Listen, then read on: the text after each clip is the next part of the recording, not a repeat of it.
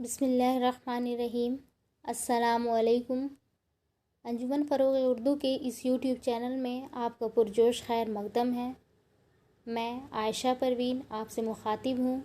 آج ہم علم بیان کا پہلا حصہ کے بارے میں جانیں گے، جس کا عنوان تشبیہ ہے۔ آج کی ویڈیو میں ہم تشبیہ کے بارے میں جانیں گے۔ تشبیہ کا لفظ شبہ سے نکلا ہے۔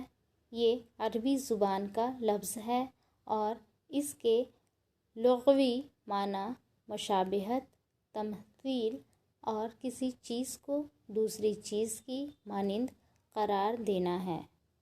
علم بیان کی روح سے جب کسی ایک چیز کو کسی خاص صفت کے اعتبار سے یا مشترک خصوصیت کی بنا پر دوسری کی مانند قرار دے دیا جائے تو اسے تشبیہ کہتے ہیں۔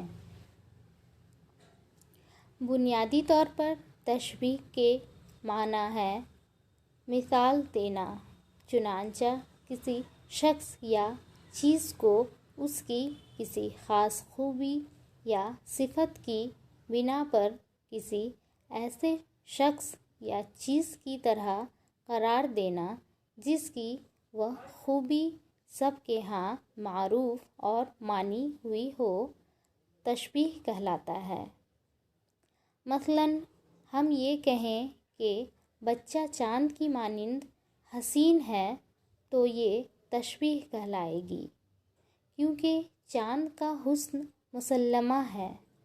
اگرچہ یہ مفہوم بچے کو چاند سے تشبیہ دیے بغیر بھی ادا کیا جا سکتا تھا کہ بچہ تو حسین ہے، لیکن تشبیہ کی بدولت اس کلام میں فصاحت و بلاغت پیدا ہو گئی ہے۔ اسی طرح یہ کہنا کہ عبداللہ شیر کی طرح بہادر ہے بھی تشبیہ کی ایک مثال ہے، کیونکہ شیر کی بہادری مسلمہ ہے اور مقصد عبداللہ کی بہادری کو واضح کرنا ہے، جو عبداللہ اور شیر دونوں میں پائی جائے۔ تشبیہ کا مقصد یہ ہوتا ہے کہ مشبہ کی کسی خاص خوبی یا خامی، مثلاً بہادری، خوبصورتی، سخاوت، بزدلی یا کنجوسی کو بیان کرنے کے ساتھ ساتھ اس وصف کی شدت کو بھی بیان کیا جائے۔ اس سے مشبہ کی تعریف یا تذلیل مقصود ہوتی ہے۔ ارکان تشبیہ۔ تشبیہ کے مندرجہ ذیل 5 ارکان ہیں۔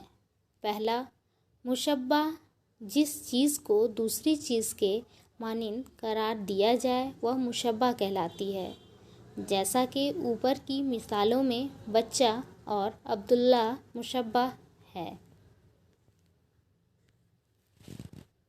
دوسرا، مشبہ بہ، وہ چیز جس کے ساتھ کسی دوسری چیز کو تشبیہ دی جائے یا مشبہ کو جس چیز سے تشبیہ دی جائے وہ مشبہ بہ کہلاتی ہے۔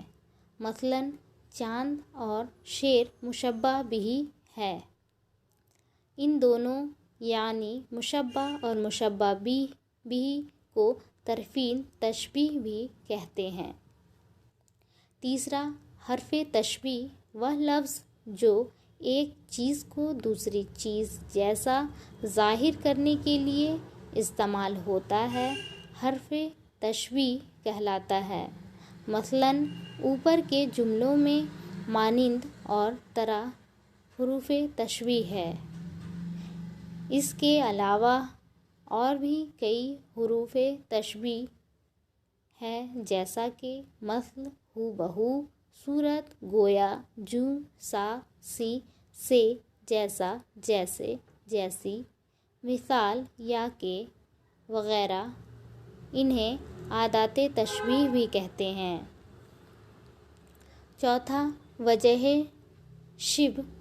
وجہ شبہ سے مراد وہ خوبی ہے جس کی بنا پر مشبہ کو مشبہ بہ سے تشبیہ دی جا رہی ہے۔